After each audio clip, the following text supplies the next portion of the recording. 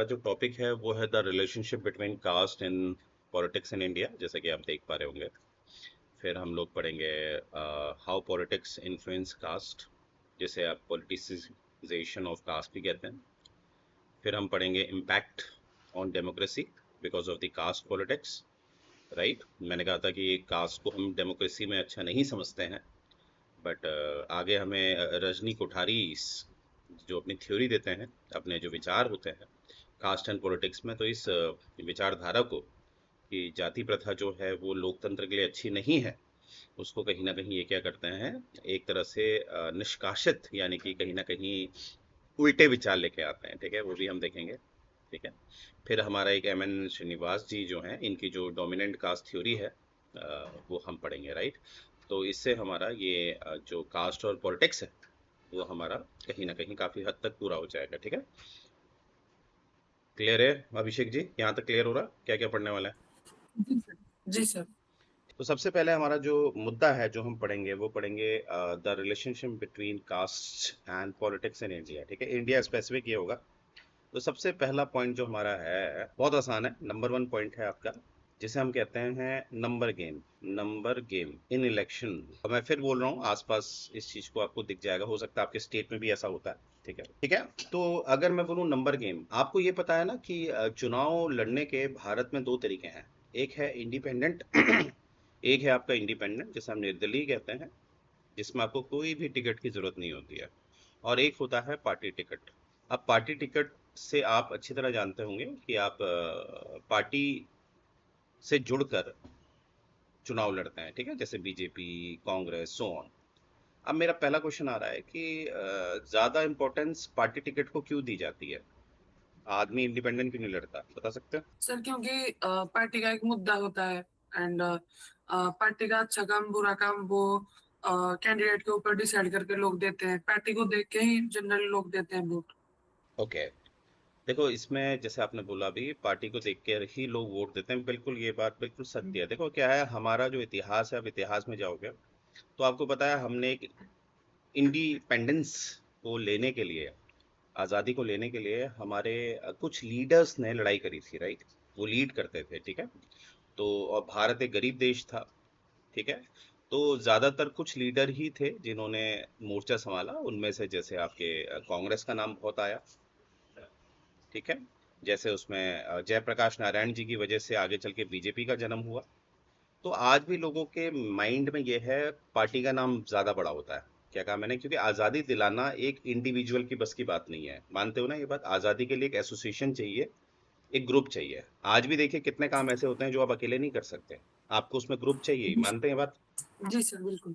है ना? तो इसीलिए भारत का जो इतिहास है, भारत में जो एसोसिएशंस को ज्यादा प्रायोरिटी मिलती है, और इसीलिए लोगों की मानसिकता आज भी क्या है, कांग्रेस या बीजेपी। लोगों को ये भी पता है, जैसे मैंने कितनी बार कहा है, आप जब वोट देते हैं ना, जब आपस में हमारा चुनावी कोई भी मुद्दे पे चर्चा होती है, यार इस बार जैसे आपको पता है 2027 में, यानी कि अगले साल, जैसे उत्तर प्रदेश में चुनाव है विधानसभा के, उत्तराखंड में चुनाव है, वगैरह वगैरह। जैसे इस साल आप देख रहे हैं तमिलनाडु में आपको चुनाव दिखाई दे रहे हैं, वेस्ट बंगाल में आपको चुनाव दिखाई दे रहे हैं। तो लोग आपस में कैसे बात करते हैं? लोग ये कहते हैं इस बार बीजेपी आएगी, या लोग कहते हैं नहीं यार इस बार आप आएगी, लोग कहते हैं नहीं यार इस बार कांग्रेस आएगी। तो आपने देखा लोगों की मानसिकता किस हद तक इंडिविजुअल पे नहीं है, लोगों की मानसिकता इस समूह में है, इस संगठन में है, इस ऑर्गेनाइजेशन में है, जिसको पॉलिटिकल पार्टीज कहते हैं। तो because of the psychological angle लोग इंडिपेंडेंट होकर नहीं लड़ना पसंद करते हैं, पार्टी से जुड़कर ही लड़ना पसंद करते हैं। ठीक है, अब इसमें क्या है, पार्टी क्या करती है, पार्टी सारा गेम करती है, नंबर गेम सिस्टम कहते हैं। इसका मतलब क्या होता है, जैसे एक एरिया है, इस एरिया को आप अपना एरिया भी मान सकते हैं। तो मैं गारंटी देता हूँ, जो आपका एरिया है, जो आपकी कंस्टिट्यूएंसी है, उसमें कहीं ना कहीं एक पर्टिकुलर कास्ट ज्यादा होगी। मे बी वो जनरल कास्ट हो सकती है, मे बी वो एससी कास्ट हो सकती है, मे बी वो ओबीसी, जो भी है।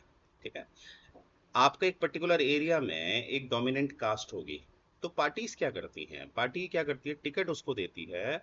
जैसे इमेजिन करो, इस एरिया में एससी लोग ज्यादा है, तो आपको क्या लगता है जो पार्टी टिकट है वो किसको दिया जाएगा, ओबीसी को, जनरल को, एससी को, या एसटी को? सर इसी को। ठीक है, जैसे एक एरिया ए, एक एरिया बी। ए एरिया में डोमिनेंट है एससी, बी एरिया में डोमिनेंट है जनरल। जनरल में भी मैं कह रहा हूँ ब्राह्मण। जनरल में भी कौन है? ब्राह्मण डोमिनेटिंग। अब मुझे बताओ, जो ये लोग पार्टी टिकट दिया जा रहा है इनको, तो ए में किसको पार्टी टिकट दिया जाएगा बताओ? किस समुदाय के व्यक्ति को टिकट दिया जाएगा? एससी को सर। और बी में? सर ब्राह्मण को। तो ये होता है अब आप हमारे मन में आता है कि this is wrong, this is wrong, right? और कहीं ना कहीं ये मेरिट बेस तो नहीं हुआ ना, जैसे हम इसको संविधान से जोड़े हैं। संविधान में जो पब्लिक एम्प्लॉयमेंट है संविधान में, जो कि आपको पता है कौन से आर्टिकल में डिफाइन है? आर्टिकल 16। आर्टिकल 16 किसकी जी। बात करता है? पब्लिक एम्प्लॉयमेंट की। और यहाँ पर आपको पता है आर्टिकल सिस्टम मेरिट को जन्म देता है, क्योंकि आर्टिकल 16 क्या करता है? वो कहता है 7 बेसिस देता है, 7 बेसिस देता है जिसके आधार पे कोई भी डिस्क्रिमिनेशन नहीं किया जाएगा। तो जब 7 आधार हैं, किसी भी तरह से डिस्क्रिमिनेशन नहीं किया जाएगा, तो ये किसको जन्म देता है? मेरिट सिस्टम को। मानते हैं ये बात? तो यहां से हमें क्या पता चल रहा है, जो आपको मैंने एक नंबर गेम बताया जो हमारी पॉलिटिकल पार्टीज करती हैं, वो कॉन्स्टिट्यूशनली गलत है। आर्टिकल 16 का देखो वॉल्यूशन है, पर हम सब जानते हैं ये हो रहा है, फिर भी इसके अगेंस्ट कोई लीगल कार्रवाई क्यों नहीं होती है? इसलिए नहीं होती क्योंकि इसमें एक बहुत बड़ा कॉम्प्लेक्सिटी है। क्योंकि अगर कोई पार्टी किसी को टिकट देना चाहती है, तो वहां पर उसके पास, उस पार्टी के पास भी तो 19(1)(a है। 19(1)(a) क्या होता है बताओ? आर्टिकल 19(1)(a) क्या है? Speech and expression. तो पार्टी क्या कर सकती है? पार्टी की इच्छा है, वो इसको वोट दे या उसको टिकट दे, वो पार्टी की इच्छा है। ठीक है, तो इसीलिए ये कॉम्प्लेक्स बन जाता है, इसीलिए इसके अगेंस्ट कोई भी लीगल कार्रवाई नहीं होती, क्योंकि पार्टी की अपनी इच्छा है। अब पार्टी ने चाहे उसमें अपना दिमाग लगा रखा है, जो कहीं ना कहीं हमें अगेंस्ट आर्टिकल 16 दिख रहा है, पर कभी कभी सिर्फ इंटेंशन के बेस में आप किसी को पनिश नहीं कर सकते, राइट? तो इसीलिए आज आपको ये जो सिस्टम दिखाई देता है, आपको पता भी है गलत हो रहा है, पर इसमें हमारा कानून कुछ नहीं कर सकता। पार्टी की भी तो अपनी स्पीच एंड एक्सप्रेशन है। नेक्स्ट है आपका, तो नंबर गेम आपको समझ में आ गया, ठीक है? पहला पॉइंट मैंने बताया नंबर गेम। दूसरा पॉइंट मैं आपको बताने जा रहा हूँ, वोट बैंक्स। वोट बैंक्स को क्रिएट करना क्या होगा बताओ? इसमें क्या पढ़ने वाले हैं हम? बताइए आप लोगों, वैसे क्या क्या पढ़ने वाले हैं? सर किसी एक कम्युनिटी का फेवर करना। एब्सोल्युटली। जैसे वोट बैंक्स क्या होता है? वोट बैंक्स में ये होता है, इसमें ज्यादातर आप जो बेस बनाते हैं वो आप किसको बनाते हैं? आप ज्यादातर इसमें कास्ट को बेस बनाते हैं। ठीक है, जैसे मैं आपको एग्जांपल देता हूँ। हैव यू हर्ड अबाउट भारतीय समाजवादी पार्टी? हाँ सर। तो कौन है इसके मुखिया? अखिलेश यादव। बीएसपी। वो तो समाजवादी पार्टी है। अच्छा। मायावती, जो आप कह रहे हैं वो समाजवादी पार्टी है, ठीक है, मुलायम सिंह की सरकार, बस। ठीक है, समाजवादी पार्टी। मैं बीएसपी की बात करता हूँ। ठीक है, बीएसपी की हेड कौन है? मायावती। और मैं। मायावती खुद एक दलित वर्ग से हैं, और आपको पता है इनका वोट बैंक क्या होगा? बताइए। सर दलित वर्ग। एब्सोल्युटली, दलित वर्ग इनका वोट बैंक होता है, राइट? और ये लोग क्या करते हैं, ज्यादातर इनकी जो योजनाएं होती हैं या जो ये कमिटमेंट करते हैं, वो ज्यादा किसके लिए करते हैं? अपने ही समुदाय के लिए करते हैं, राइट? तो उससे ये लोग क्या क्रिएट कर देते हैं? Vote bank. आज भी आप जानते हैं जब चुनाव होते हैं, तो आधे से ज्यादा जो राजनीति है वो इस जाति के आधार पे भी होती है, और उस जाति के आधार पे जो चुनाव में खड़ा हो रहा है, जो हमारा कैंडिडेट है, वो जानता है मेरे कहाँ पर वोट है या मेरे कहाँ पर वोट नहीं है। तो हम इजीली ट्रेस कर लेते हैं वोट बैंक्स। तो वोट बैंक्स ट्रेस करना भारत जैसे देश में इसलिए आसान है, I repeat, vote banks trace करना भारत में इसलिए आसान है बिकॉज ऑफ वर्ण सिस्टम। समझ पाए मेरा पॉइंट? क्योंकि वर्ण सिस्टम ने क्या किया है? धर्म नहीं दिया है, इसने कास्टिज्म को पैदा किया है। किसको पैदा किया? कास्टिज्म को। और वोट बैंक जुड़ा हुआ है कास्ट से, और कास्ट जुड़ी हुई है वर्ण सिस्टम से। तो हमारा तो इतिहास ही ऐसा है जो वर्ण सिस्टम से आता है।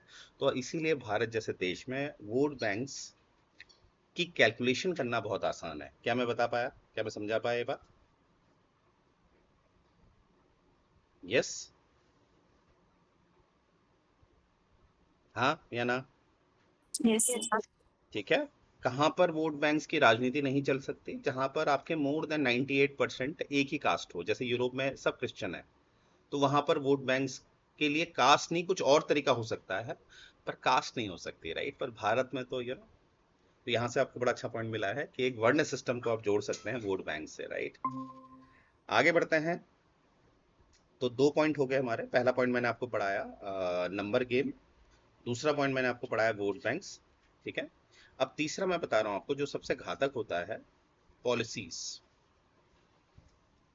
आपने देखा होगा कि पढ़ा भी होगा कि कोई भी सरकार कितने साल के लिए आती है, हाउ मेनी इयर्स?